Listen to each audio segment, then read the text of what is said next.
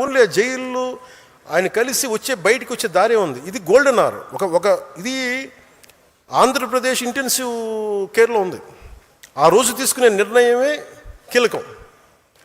అప్పటికి మేము ఈ కరోనా వల్ల దీనివల్ల బీజేపీ మేము ఖచ్చితంగా ముందుకు తీసుకెళ్ళలేకపోతున్నాం. ఒక రోడ్ మ్యాప్ లేదు.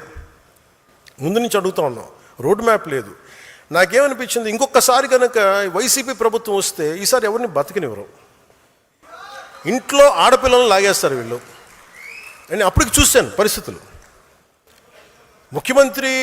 మాజీ ముఖ్యమంత్రి భార్యనే వీళ్ళు ఇలా తిడుతున్నప్పుడు, సతీమణి ఇలా తిడుతున్నప్పుడు, నా ఇంటి మీద ఇలా మాట్లాడుతున్నప్పుడు, పదవులు వీటన్నిటి గుర్తింపు వీటన్నిటికంటే కూడా రాష్ట్ర సుస్థిరత, 5 కోట్ల మంది ప్రజల సుస్థిరతకి నేను ఓటేశాను. ఆ నిర్ణయం తీసుకున్నప్పుడు చాలామంది తెలుగుదేశం నాయకులు దాన్ని, ఆయన జైల్లో ఉన్నప్పుడు కూడా నా దగ్గరికి వచ్చారు చాలామంది. అన్న మాకు మా నాయకుడికి చెప్పన్నా, ప్రధానమంత్రి గారు చెప్పన్నా. అందరం కృషి చేసాం, తెలుగుదేశం పార్టీ నాయకులు కృషి చేసాం, అందరం కృషి చేసాం, బయటకు వచ్చాం. కనీవిని ఎరుగని మెజారిటీలతో ప్రభుత్వం వచ్చింది. అలయన్స్లో ఇబ్బందులు లేవంటే కొన్ని ఉన్నాయి. కాదు, అది మెజారిటీ పెద్ద సమస్యలు కాదు కానీ ఉన్నాయి. నేను అర్థం చేసుకోగలను. అదంతే కానీ అది మీరు నాకు తెలియదు అని మటుకు అనుకోకండి. నాకు తెలుసు. కొన్ని చోట్ల కొంతమంది ఏం మాట్లాడతారంటే, మాకు మెజారిటీగా మిగతా కొన్ని నియోజకవర్గాల్లో ఉంది, మెజారిటీ నియోజకవర్గాల్లో లేదు. బాగున్నాయి. కానీ ఒక నిమిషం కూర్చోండి, ఒక నిమిషం కూర్చోండి. నేను చెప్పింది వినండి, మీరు చెప్పిన తర్వాత అంటే నాకేమనిపించిందంటే,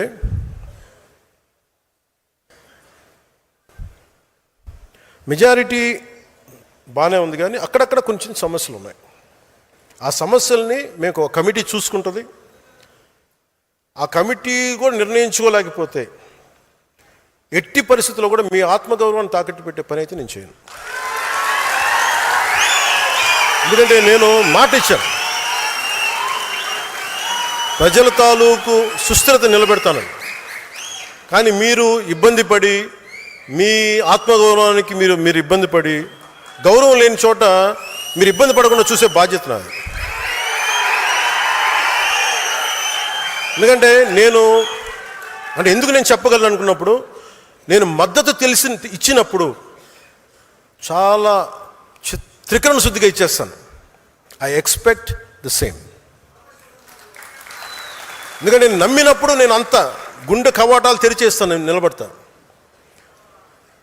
మీరు కూడా అలాగే ఉంటారు. కానీ మీరు ఇబ్బంది పడుతున్నప్పుడు ఆ బాధ నాకు తెలియదు అనుకోకండి, తెలుసు. కానీ నేనేంటంటే దాన్ని ఎంత సరిదిద్దుతాం, నిలబడుతుంది. అందుకని ఇవన్నీ నాకు తెలియదు, మమ్మల్ని ఇబ్బంది పెడుతున్నారు, ఇవన్నీ ఉన్నప్పుడు కొన్ని చోట్ల కొంతమంది నాయకులు, it will be corrected, it will be addressed. మీకు ఈ మాట ఇస్తున్నాను నేను.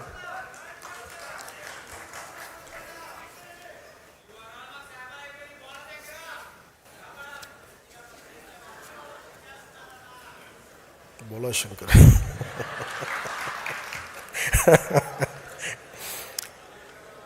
నేను బోలా శంకర్ని ఇచ్చేస్తే మీరు ఊరుకుంటారా? అలాగే ఇంకోటి మనం చేయాల్సింది అంటే, ఇవన్నీ మీకు ఎందుకు చెప్తున్నానంటే, మీకు రోడ్ హెడ్ ఏముంది, మున్సిపల్ ఎన్నికలు వస్తున్నాయి, లోకల్ బాడీస్ వస్తున్నాయి.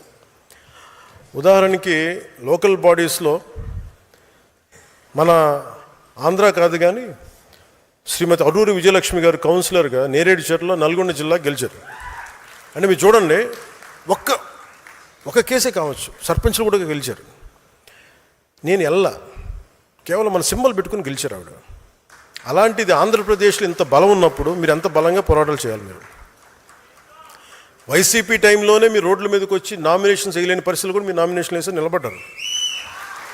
ఈసారి నేను అందుకనే మా నాయకులందరినీ పంపించాను ఈ కమిటీ కోసం. ఈసారి కమిటీలో నేను కూర్చుంటాను. ఎందుకంటే నేను 12 సంవత్సరాల తర్వాత నేను కూర్చోబెట్టి నేను మీ బాగోగుల కోసం నేను కూర్చుంటాను. ఇప్పుడు దాకా నేను అడ్మినిస్ట్రేషన్ ఇవన్నీ కూర్చున్నా, అర్థం చేసుకున్నా.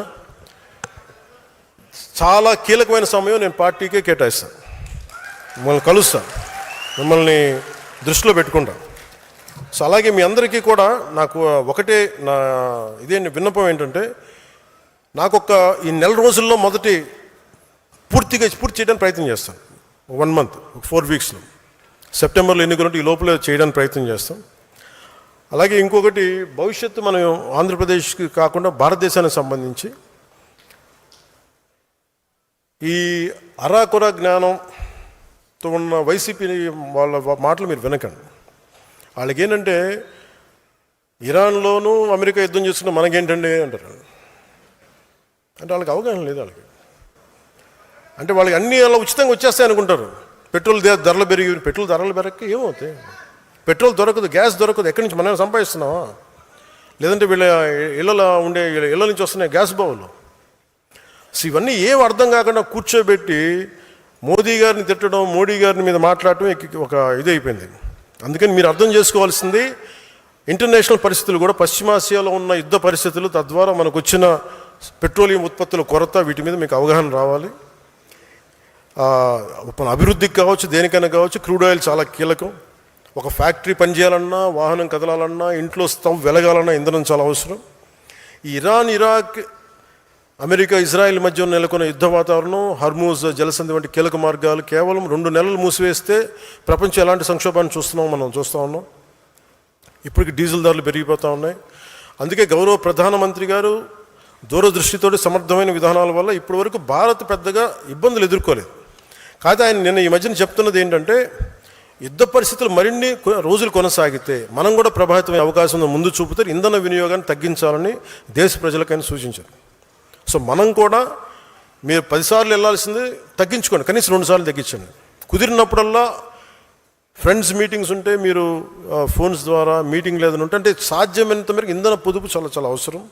అలాగే జనసేన పార్టీ తరపున రాష్ట్ర ప్రజలందరికీ కూడా విజ్ఞప్తి చేస్తూ ఉన్నాను, దేశ ప్రయోజనాలను దృష్టిలో పెట్టుకొని కొంతకాలం పాటు పెట్రోల్ వినియోగాన్ని తగ్గించాలి. అనవసర ప్రయాణాలని వీలైనంత వరకు నివారించడానికి ప్రయత్నం చేయాలి. అలాగే విదేశ మారక ద్రవ్య నిల్వలను పరిరక్షించుకోవాల్సిన అవసరం కూడా ఉన్నదా. కొద్ది రోజుల పాటు బంగారం కొనుగోళ్ళను కొంత వాయిదా వేసుకుంటే దేశ ఆర్థిక వ్యవస్థ మీద భారం తగ్గించే ప్రయత్నంలో మనం కూడా భాగస్వాములు అవ్వాలని మనస్ఫూర్తిగా కోరుకుంటా ఉన్నాం. అండ్ ఎందుకంటే మనం హైయెస్ట్ ఇంపోర్టర్స్ ప్రపంచంలో గోల్డ్. దాదాపు మనకు 600 బిలియన్లు ఉంటే మనకి దాంట్లో 2 వంతులు ఓన్లీ వీటికి వెళ్ళిపోద్ది, పెట్రోల్కి, డీజిల్కి. దాంట్లో మళ్ళీ ఒక 60 బిలియన్స్ అంతా మనం గోల్డ్గా చేస్తాం అనుకోండి. ఎగ్జాక్ట్ ఫిగర్ గుర్తులేదు కానీ, బట్ దాదాపు అంత చేస్తాం. సో దీనివల్ల ఏమైపోతుందంటే, మనకి విదేశీ నిల్వలు లేకపోతే మటుకు మనం రూపాయికి విలువ తగ్గిపోయి ధరలు పెరిగిపోతాయి. అందుకని ప్రధానమంత్రి గారు చెప్పిన ఈ సూచనల్ని మన సాధ్యమైనంత మేరకు మీరందరూ కూడా ప్రజల దృష్టికి తీసుకెళ్ళి కొంత ఇంధనాన్ని కొంచెం పొదుపు చేసే విధంగా జీవన విధానం ఉండాలి మనస్ఫూర్తిగా మీరు కోరుకుంటూ, మీకోసం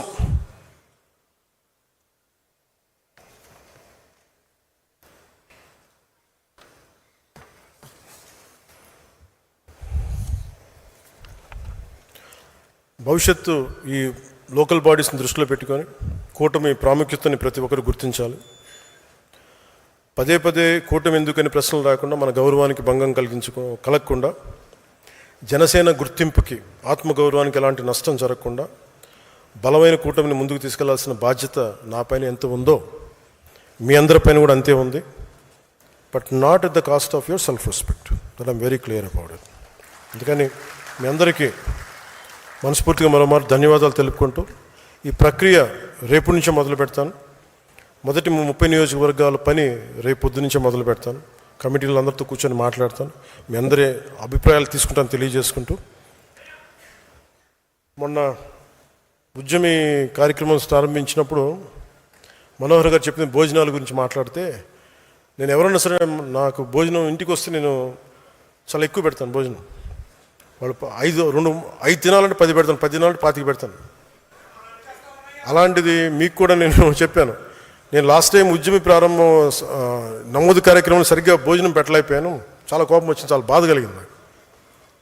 ఆ రోజున జరిగిన తప్పుకి నేను మనస్ఫూర్తిగా మీ అందరూ నన్ను క్షమించమని కోరుకుంటూ, ఎందుకంటే నాకు అంత బాధ ఉండిపోయింది, నన్ను నేను శిక్షించుకున్నాను ఆ రోజు నుంచి. అందుకని సాధారణంగా మీరందరూ భోజనాలు చేసి ఇంటికి క్షేమంగా వెళ్ళాల్సిన మనస్ఫూర్తిగా కోరుకుంటూ, నేను మీ భవిష్యత్తు నాయకత్వాన్ని నా మీద భరోసా పెట్టి అందరం కలిసి పనిచేద్దామని నిర్ణయించుకుంటూ, ఒకసారి సభ ముగించేలోపు జాతీయ గీతాన్ని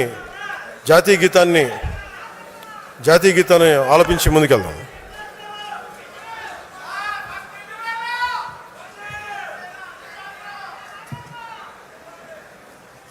जनगण मन अधिनायक जय हे भारत भाग्य विधाता पंजाब सिंध